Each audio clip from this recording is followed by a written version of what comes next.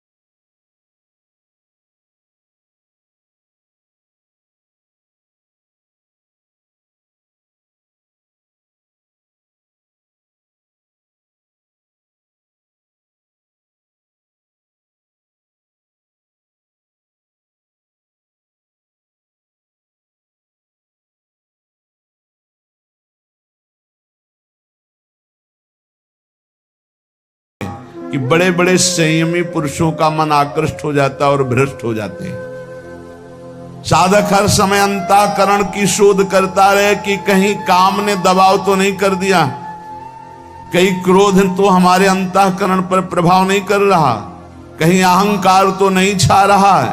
अगर ऐसा है तो संपूर्ण माया अपना प्रभाव दिखा देगी। काम क्रोध अहंकार हृदय में है तो सावधान। जैसे वृक्ष का पत्ता पतझड़ ऋतुकालिक रात्रि समूह के बीत जाने पर पीला होकर गिर जाता है, ऐसे ही तुम्हारी आयु समाप्त होने पर इस शरीर नष्ट हो जाएगा। इसलिए एक क्षण भी पाप कर्म में मत लगाओ। जैसे ओस की बूंद ऐसे पत्ते पर हिलक रही है, बस वो गिरने ही वाली है, ऐसे ही तुम्हारा जीवन नष्ट होने वाला है।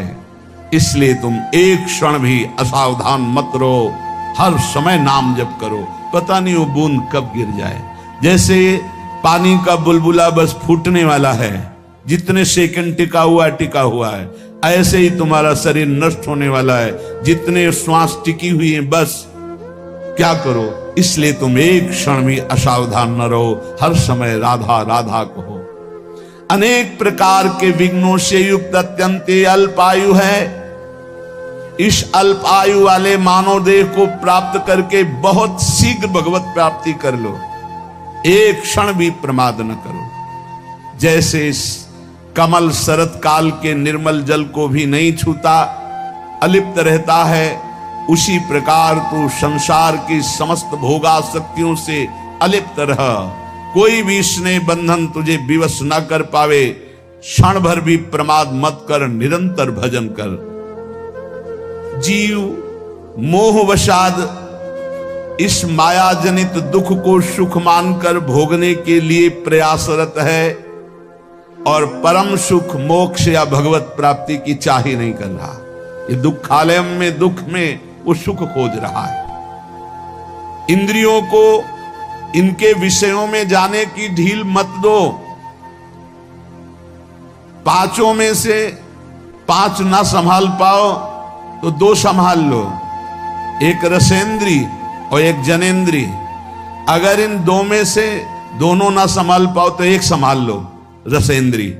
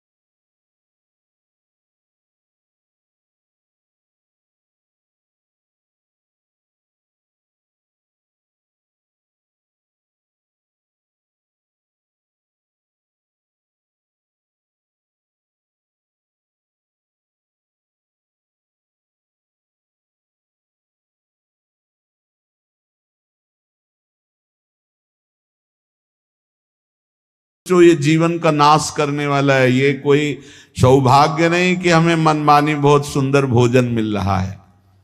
देखो, स्वाद के चक्कर में ही मछली फंस जाती है। वो कांटे में होता है चारा, चारे के लोभ से ऐसे उसको कांटा नहीं दिखाई देता, चारा दिखाई देता है। ऐसे ही साधक स्वादिष्ट भोजन के अंदर एक कांटा है, आसक्ति भोगों की, जो जनेंद्री को प्रबल करके वासना में लगा देगी। और सुनो, किसी के रूप में मत फंस जाना।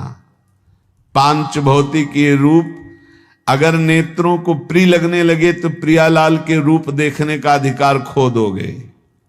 अरे जीव, तू एकमात्र भगवत प्राप्ति के लिए मानव देह में आए, इसलिए रसेंद्री, जनेंद्री, घ्राणेंद्री, श्रवणेंद्री, त्वगेंद्री सबको संभालो और प्रभु के चरणों में लग जाओ। एक आदमी जानता है सब कुछ पर करता नहीं है, तो क्या फायदा जानकारी का, शास्त्रों के स्वाध्याय का, संत समागम का क्या लाभ मिला? तुम्हें बहुत जानकारी है पर तुम अपने आचरणों पे नहीं उतारते हो। एक आदमी है जानता नहीं पर जितना जाना चल दिया वो पहुंच जाएगा। इसलिए ज्यादा शास्त्रों की जानकारी के चक्कर में मत पड़ो। जितना जानते हो उतना आचरण में उतार लो। वही मोक्ष पाता है जो जितना जानता है उतना आचरण में उतार लेता है। जो सच्चा साधक होता है वो अंदर में अपने जितनी जानकारी है उसके अनुसार चलता है। वो कभी विपत्ति से विचलित नहीं होता। जीवन का सार यही है उपासक, भयानक से भयानक परिस्थिति आने पर भी प्रभु का चिंतन न छूटने पावे, धैर्य न छूटने पावे, किसी और का सहारा न ले लेना। ये सब महापुरुषों की बातें हैं, पकड़ लो। बहुत आनंद प्रदान करने वाली बातें हैं। बहुत सावधान। अय उपासक, जीवन का सार यह है कि भयानक से भयानक विपत्ति आवे, तुम्हें अपने धर्म से न डिगा पावे। दुनिया में रहते हुए दुनिया का कोई भी व्यक्ति और भोग तुम्हें आकर्षित न कर पावे। देखो भाई, देख लो, दुनिया में रहते हुए दुनिया का कोई व्यक्ति का भरोसा न हो और कोई भोग आकर्षण न कर पावे। हमारी चाहे अंग अंग काट दिया जाए पर हम अपने धर्म को नहीं छोड़ सकते। ऐसे निष्ठावान हम अपने धर्म, देखो यहां काटने मारने की तो कोई बात है नहीं, थोड़ा प्रलोभन आया और भ्रष्ट हो जाते हैं। अरे कह रहे हैं, यहां लिखा है, अय उपासक, भयानक से भयानक विपत्ति की परिस्थिति में भी अपनी निष्ठा से चलायमान नहीं होना है। चाहे काट दिया जाए तो भी हम अपनी निष्ठा से चलायमान नहीं, तभी भगवत मार्ग पुष्ट होता है। पाप कर्म में कभी रति मत करना। ध्यान से सुनो, जो प्रश्न करते हैं कि पापी लोग बड़े सुखी दिखाई देते हैं, ये ताजे दूध की भांत पाप कर्म होता है। जैसे ताजा दूध न फटता है तुरंत और न विकार को प्राप्त होता है, पर आगे चल करके वो दुर्गंध युक्त हो जाएगा। ऐसे अभी अभी पाप हुआ है तो पूर्व के पुण्य काम कर रहे, सब काम बनता चला जाए, लेकिन वो पाप कर्म ढकी हुई आग के समान है। जिस दिन वो अपना रूप धारण करेगा भस्म कर देगा, तुम्हें नष्ट कर देगा।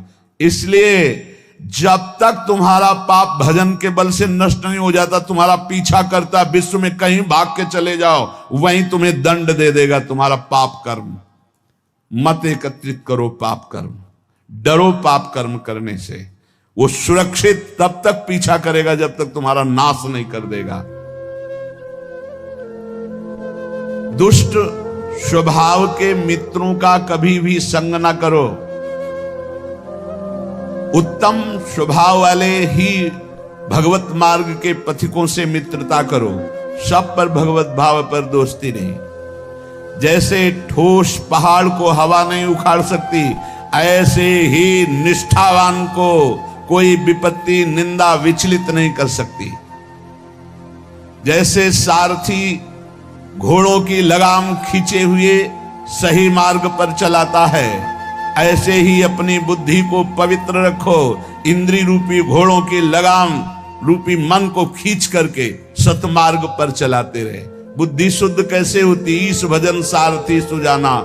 इष्ट देव का भजन करो तो सारथी सुजान, बुद्धि बहुत ज्ञानमयी हो जाएगी। यदि तुमसे कोई पाप बन जाए तो दोबारा करना मत, तो तत्काल उस पाप का प्रायश्चित करके उसे भस्म कर दो, नहीं वो तुम्हें नष्ट कर देगा। दोबारा करना नहीं। और जो हो गया है उसका महापुरुषों से पूछो क्या प्रायश्चित है, और वो जो बता दे वही कर दो, उससे भस्म हो जाएगा। और यदि पुण्य कर चुके हो, पुण्य किए हो, तो उसे बार बार करो पुण्य कार्य को, और कभी किसी से बताना नहीं, तो तुम्हारा पुण्य तुम्हें लाभ प्रदान करेगा। ध्यान दीजिए, पाप कर्म हो तो दोबारा करना नहीं, महापुरुषों से बताकर उसका प्रायश्चित तत्काल उसको भस्म कराओ, नहीं तो वो ब्याज सहित दंड देगा। और पुण्य किया हो तो किसी से बताना नहीं, और बार बार सुकृत धर्माचरण करो, वो तुम्हें महासुख प्रदान करेंगे।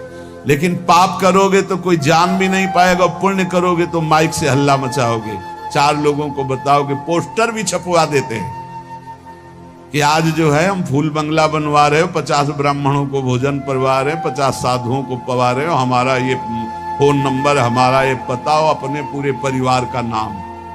तो इससे क्या होगा? सब खत्म, सब खत्म हो गया। जितने लोग देखते जाएंगे सुकृत के अधिकारी हो जाएंगे, तुम्हारा सारा सुकृत नष्ट होता जाएगा। सिद्धांत को समझो, पुण्यात्मा पोस्टर नहीं छपवाते। यदि पुण्य बन जाए तो कभी जबान से मत कहो किसी को कोई जान न पावे, पर अहंकार चैन नहीं लेने देता, वो बताता है। एक भगत जी आए तो बार बार बीच में एकांतिक में बोल उठते, भारत के जितने तीर्थ हैं 5-5 बार गए हैं हम।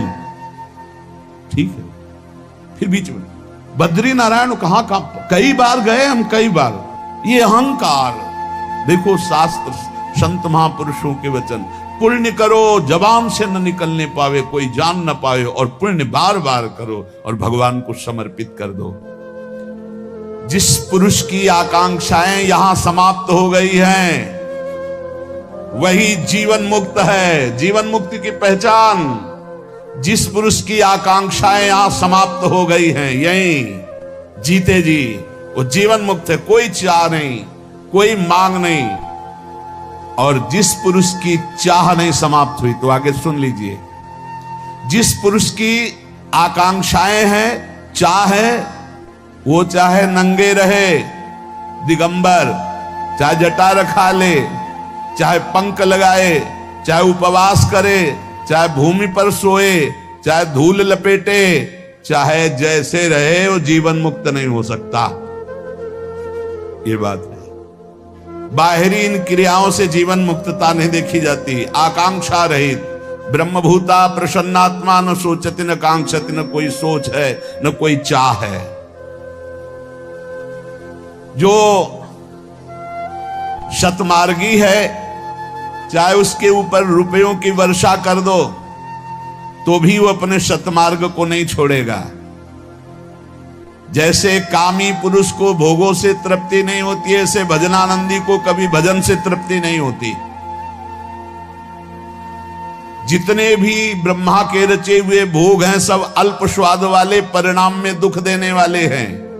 इसीलिए विवेकी साधक कभी भोगों में रति ना करके सम्यक रूप से तृष्णा का नाश करके भगवान का भजन करता है। राग के समान अग्नि नहीं, जला डालेगा।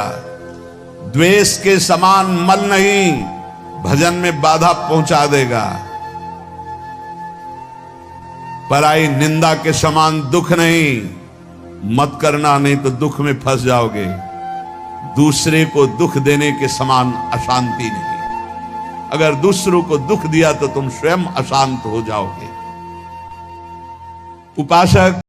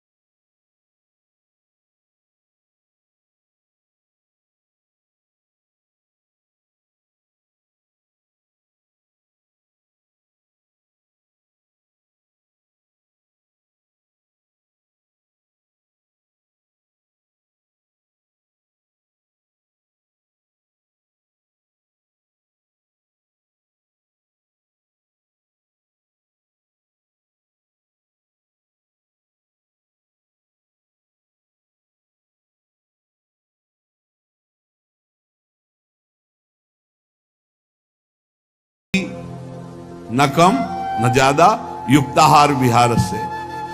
जो बहुत नहीं खाता है या थोड़ा उसकी चिंतन वृत्ति भूख में लगी रहती है, बातें चाहे जितना बनावे। और जो बहुत खाता है उसका चिंतन भोगों में लगा रहता है, बातें चाहे जितना बनावे। और दोनों की जो संधि में रहता है, ना और ना, थोड़ा अल्पाहार, इतना अल्पाहार नहीं, युक्त अल्पाहार कि अगर 10 रोटी खा सकते हो भरपेट तो 5 रोटी खा जाओ, अगर 5 में भरपेट तो 2.5 पा लो। इतनी संधि में रहे। थोड़ा खाई तो कल पे झल पे, उसी का चिंतन। और घड़ों खाई तो रोगी, और दोहू पंखों की संधि में तो वो है बिरला जोगी। जो दोनों संधि में, अर्थात ना भूखा और ना छका।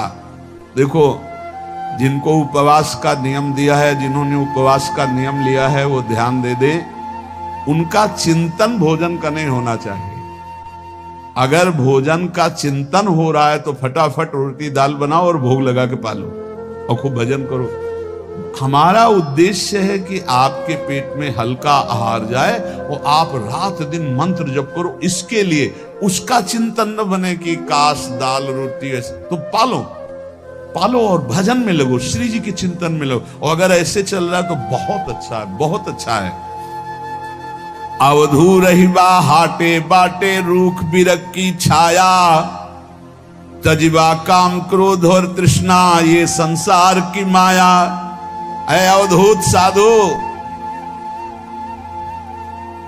बाजार में हाट में, बाजार में या वृक्ष के एकांत क्षेत्र में, दोनों में तुम्हारी समान बुद्धि होनी चाहिए। बीच बाजार में बैठा तो समाधिस्थ, एकांत में बैठा तो समाधिस्थ। ऐसी स्थिति वाला संसार की माया, काम क्रोध लोभ मोह बीच समाज में रहते हुए भी तुझे ग्रसित न कर पाए। चाहे एकांत हो या समाज, दोनों में तेरी स्थिति एक जैसी हो। हबक न बोली वो, ठबक न चली वो, धीरे धरिबा पावो, गरम न करी वो, सहजे रही वो, भड़ंत गोरख राऊं।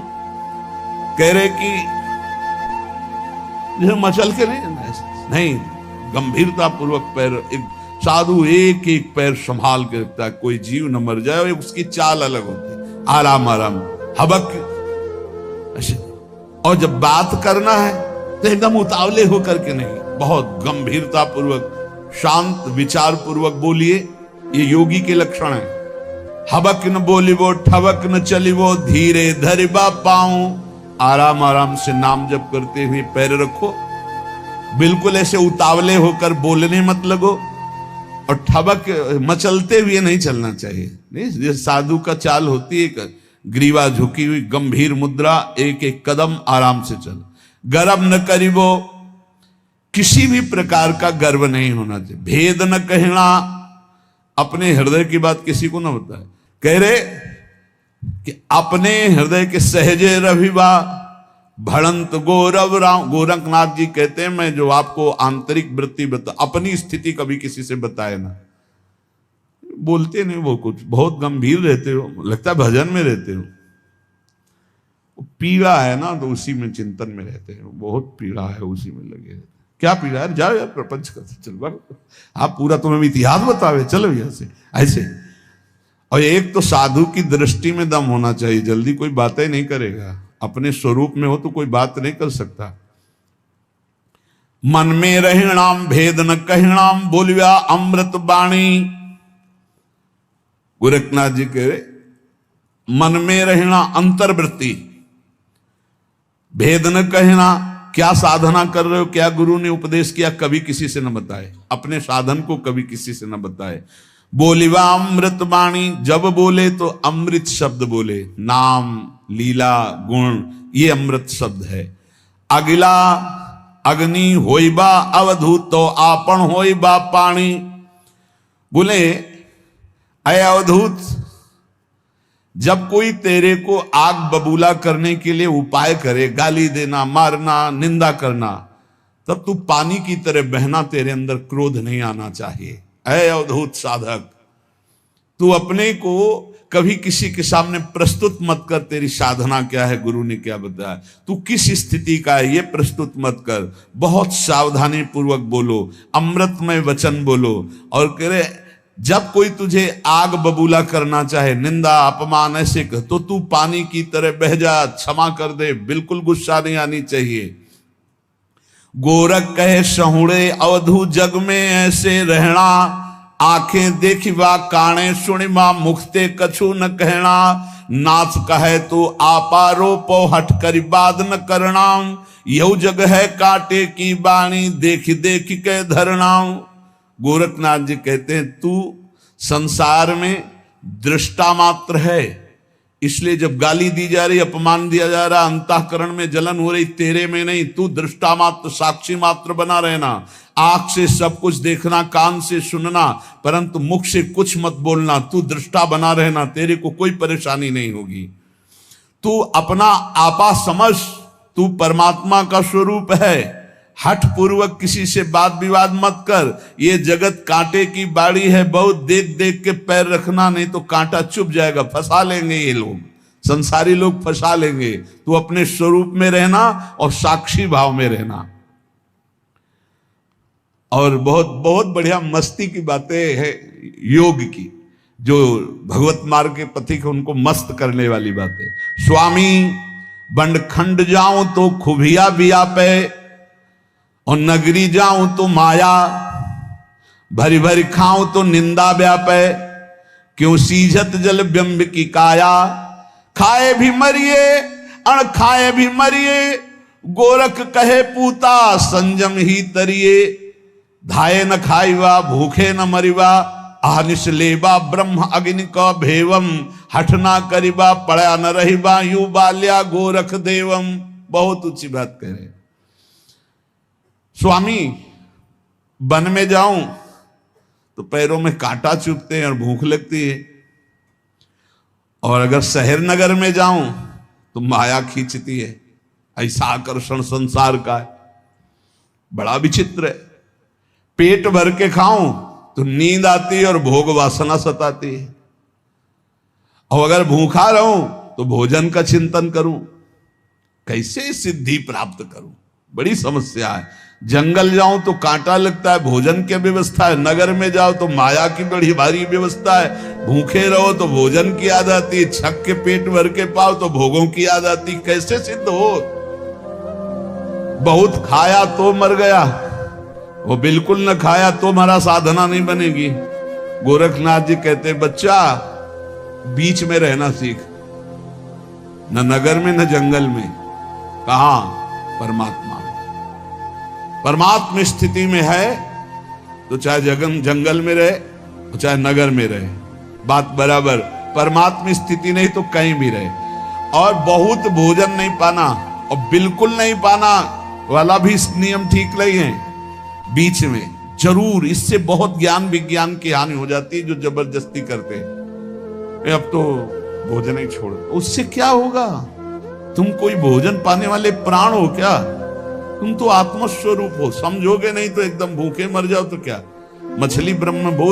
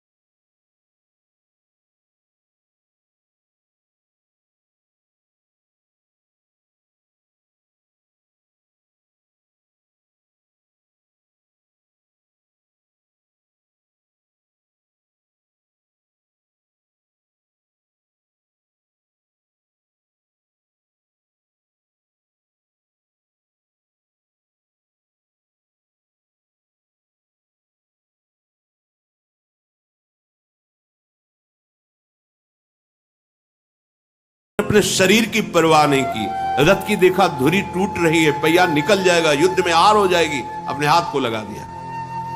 तभी तो देख के कहा था कि जो वरदान मांगो। तो उनका आप हमारे प्राणपति, इससे ज्यादा वरदान क्या हो सकता है? नहीं मांगो, जब कभी होगा तो हम आपको बताएंगे। क्या आपसे वरदान मांगना? इतना जो दशरथ जी को प्यार करती है कि युद्ध भूमि में भी साथ नहीं छोड़ती हैं, अपने प्राणों की बाजी लगा देती हैं। और दशरथ जी अपने प्राण त्याग रहे हैं और उनके खिलाफ वो कि राम बन जाएंगे ही, और पैर पकड़ के कह रहे हैं कि मान जा, राम गुरु भवन में रह जाएंगे, भरत राजा हो जाएंगे, पर क्यों मेरे प्राण ले रही? इतना राम जी का अत्यंत गूढ़ प्रेम कैकेयी जी के हृदय में विराजमान है, जिसको बाहरी व्यवहार से नहीं जाना जा सकता। कैकेयी जी निष्ठुर नहीं है, कठोर नहीं है, निंदनीय नहीं है। ये हम यहां की छाती की बात कह रहे हैं। जैसे एक दिन कर कमल दबा रही थी महालक्ष्मी जी, देखा भगवान की अत्यंत सुकोमल भुजाएं, अजान बाहु, बहुत ही कोमल सुकोमल। क्या इन भुजाओं में बल भी है? ऐसे विनोद में प्रिया है उनकी। भगवान मुस्कुराए, देखना चाहते हो? वो मुस्कुरा दिए। अब इन भुजाओं से कौन बैर करे? प्रभु की भुजाओं से कौन, जिनके सेवक अतुलित बलधामम हैं, उनसे बैर कौन करे? तो उन्हीं के समान केवल वो ही है, दूसरा तो है नहीं। तो अपने प्राण प्रिय पार्षद को कहा कि अब तुम्हें हमारे बैर पक्ष को स्वीकार करना होगा, क्योंकि हमसे तुम युद्ध करोगे और ये बल विक्रम ये देखेंगी। अब कहीं एक बार जय श्री राम बोला हो जय विजय ने, तो बताओ यहां रावण कुंभकर्ण बन के। ये निजी पार्षद है, अगर आज्ञा कर दी कि हमारी छाती पे घूंसा मारो तो 1 सेकंड नहीं लगेगा, क्योंकि ये हाथ भी उन्हीं का है, छाती भी उन्हीं की। जैसी आज्ञा करो। जैसे भीष्म जी निजी हैं, प्राण प्रिय हैं, तान तान के बाण भगवान को मार। तुम्हारी इच्छा है ना, तुम्हारी इच्छा का अनुमोदन करके हम शत्रु पक्ष में खड़े होके आपको बाणों से बेधेंगे। आपकी इच्छा का अनुमोदन होगा, मेरी इच्छा का नहीं। जय विजय स्वरूप रावण कुंभकर्ण, अंतिम समय तक उसके मुख से यही निकला, कहां राम रन हतोपचारी, कहां है राम? जा रहा है पर कहां है राम? मैं ललकार करके युद्ध में उनको परास्त करूंगा। खोपड़ी कट चुकी है, वो खोपड़ी बोल रहे। ये निजी जन है, ये भगवत स्वरूप है लीला संपादन के लिए। पर इतना समर्पण कैकेयी जी का कोई नहीं समझ सकता। यही लगेगा कैकेयी जी स्वार्थ बुद्धि से युक्त। नहीं भाई, कैकेयी जी महान प्रेमी है, जो अपने प्रेम का बलिदान करके अपने प्रीतम प्राण प्यारे राम की इच्छा का अनुमोदन कर रही। अपने प्राण प्रिय पति का वियोग, संपूर्ण अयोध्या वासियों का वियोग, उनकी निंदा, जगत की निंदा सब सहकर राम के अनुकूल चली, क्योंकि राम का संकल्प था धर्म संस्थापनार्थाय संभवाम युगे युगे। मैं जब अवतार लेता हूं तो दुष्टों का विनाश करता हूं। यदा यदा हि धर्मस्य ग्लानिर्भवत भारत अभ्युत्थानम अधर्मस्य तदात्मानं सृजाम्यहं परित्राणाय साधूनां विनाशाय च दुष्कृताम। ये कैसे दुष्कृति का विनाश होता? अयोध्यापति बनने पर नहीं। एक एक ऋषि अपने प्राणों की आहुति देकर प्रभु के लिए जंगल में तप कर रहे हैं। हर ऋषि के आश्रम जाकर सुख प्रदान कर रहे हैं, घोर निशाचर का वध करके जगत मंगल कर रहे हैं। ये कैसे होगा? जब वनवास होगा, वनवास होगा तो कैसे होगा? कौन है जो इतना सह सकता है? तब चुना भगवान ने कैकेयी माता को। कैकेयी माता सह सकती है। महाराज को इतना प्राण से अधिक प्यार करते हैं और महाराज भी विलाप कर रहे हैं कि तू क्यों मार रही है? मेरे प्राण निकल जाएंगे। आपके प्राण निकल जाए तो ठीक, लेकिन मेरे प्राणों के प्राण और आपके प्राणों के